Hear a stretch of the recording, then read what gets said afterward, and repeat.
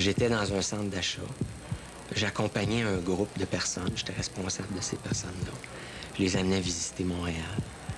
Et puis là, un moment donné, après un troisième café, là, ça me prend. Et puis là, ça arrive très subitement. Ça arrive en dedans d'une seconde. Et c'est une espèce d'explosion de symptômes physiques. Des symptômes désagréables, des symptômes qui font très peur. On a chaud, on est étourdi, on a mal au cœur, on arrête de respirer. C'est comme si la respiration bloquait. Et puis là, on respire saccadé avec la cage thoracique. Et puis le cœur pompe, se débat dans la poitrine. Émotivement, c'est la peur.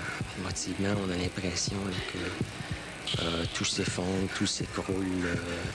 On a l'impression qu'on va s'écrouler là, puis tout le monde va passer à côté pour nous regarder. C'est pas rationnel, tout ça, mais c'est ce qu'on ressent.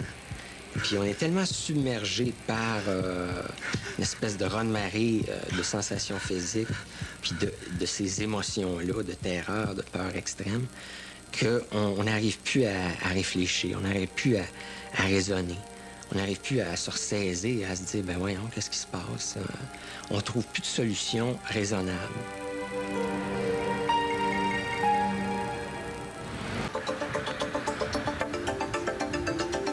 C'est comme si le piton de la peur était collé.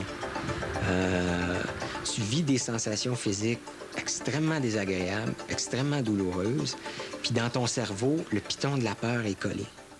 Alors, t'es que dans l'émotion de peur. Puis, t'as beau essayer de te rationaliser, t'as beau essayer de te dire « je suis correct, tout va bien, respire, prends ton temps », l'émotion reste, puis les sensations physiques restent. Fait que là c'est désagréable, c'est pénible. C'est très imprévisible. On se lève un matin, on va bien, on se dit ça va être une superbe journée, puis 3-4 heures plus tard, on fait une crise d'angoisse. Le lendemain, on se lève, on se sent vraiment moins que rien, puis ça s'avère être une belle journée. T'sais.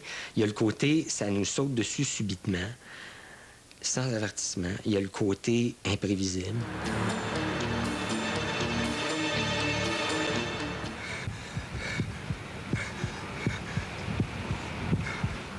On trouve toutes sortes de moyens de le cacher. On trouve toutes sortes de moyens de ne pas le dire. Quand on est obligé de quitter un lieu parce que c'est l'angoisse, on trouve toutes sortes d'excuses. Puis c'est ça. Tranquillement, pas vite, on a moins d'amis, on a moins de vie sociale, on va moins d'un party de famille. On sort moins, fait qu'on est moins vu. Et puis, c'est ça, on va juste où est-ce qu'on se sent confortable, puis où est-ce qu'il y a une routine.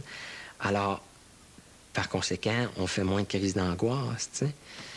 Fait que c'est ça, tu sais, on se manipule nous-mêmes, tu sais, on se limite nous-mêmes, puis quand des gens, par inadvertance, nous posent des questions, ben coudonc, pourquoi t'es pas venu ce journée-là? On trouve une excuse.